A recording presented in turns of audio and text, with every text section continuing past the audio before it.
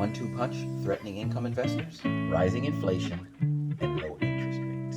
Let's not forget the threat of recession. Dividends have historically grown faster than inflation, and dividends can help investors outpace inflation. ETFs focused on dividend growth stocks can help income-seeking investors diversify sources of income and seek long-term returns. The first Big Mac cost just 45 cents. Today, the classic burger with special sauce costs nearly $6.10. The long-term effects of inflation erode how far you can stretch a dollar, and not just at the drive-thru. For income investors, fast rising inflation tends to shrink the buying power of bond interest payments, an especially vexing challenge given that interest rates are currently near historic lows. Bonds, of course, play an essential role for investors, but ETFs targeting stocks that are poised to grow their dividends can help diversify income and enhance returns over the long term. I'm going to need you to supersize me.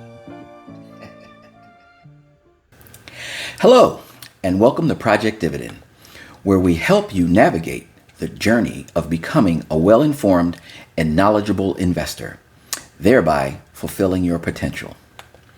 We begin with the basics and transition to you becoming that well-informed investor.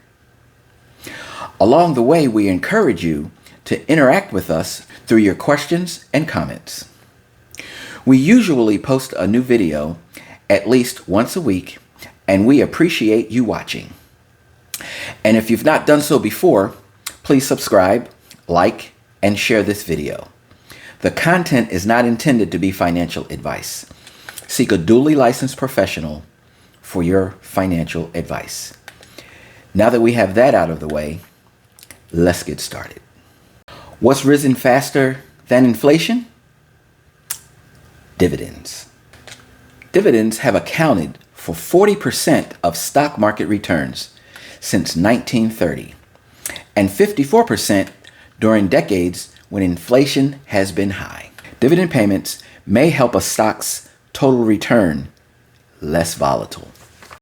History shows that owning stocks has helped protect investors against inflation because stock prices have often gone up along with consumer prices. But so far this year, inflation is up and the overall stock market is down. That doesn't mean that stocks no longer work as hedges against inflation, but it does suggest that not all stocks may perform equally well when consumer prices are rising. One way to get inflation-fighting benefits of stocks may be to look for types of stocks that have historically outperformed when inflation has been high. One key characteristic to look for is whether or not they pay dividends. Dividends has contributed roughly 40% of the total return of the S&P 500 since 1930. But during the 1940s, 1970s, and 1980s, when inflation averaged about 5% or higher, dividends produced 54% of that total.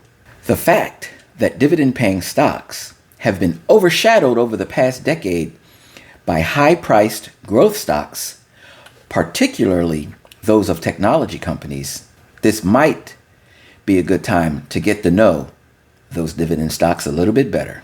Do dividend stocks fight inflation?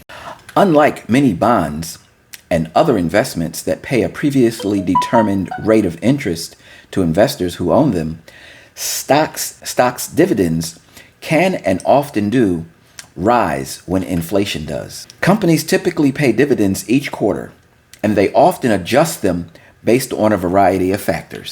During periods of high inflation, stocks that increase their dividends the most outperform the broad market on average.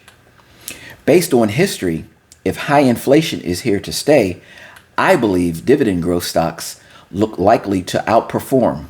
While the past suggests that dividend-paying stocks may thrive in the inflationary present and future, the best performing dividend stocks today will not necessarily be found in the same industries or sectors as those in the past. Of course, market leadership often shifts among dividend-paying stocks, as do expectations for dividend cuts and suspensions. Just before the onset of the pandemic, financial stocks generated the fastest dividend growth. Now, energy sits in the pole position. Many of these stocks are those of companies who are able to raise the prices that they charge their customers to offset their own rising cost of doing business. Companies that pay a sustainable and growing dividend also have the potential to grow their cash flows to keep up with inflation. How do dividends help when stocks struggle? Dividends may also help investors at times when many stock prices are down from their highs, as they've been much of this year. Though the media and even some investors seem to focus only on rising or falling stock prices when they assess the health of the market, dividends are also an important source of stock returns. For example, stock prices of the S&P 500 fell during the 1930s and 2000s, but dividends almost completely offset that decline. In the 1940s and the 1970s, when inflation surged, dividends accounted for 65 and 71% of the S&P 500's return. In fact, research shows that since 1930, dividends have accounted for roughly 40% of the total return of the U.S. stocks. And if inflation hedging and higher returns in choppy markets aren't enough for you, keep in mind that dividend payments also may help to reduce the volatility of a stock's total return. The mere fact that a company pays a dividend means that it's profitable and has excess free cash flow, qualities that may help to shore up its stock during challenging times. Well, that just about does it for this video. And if you like the content that we're providing, please subscribe, like, and share the video. Until next time. Hey, Dividend! I've got my eye on you.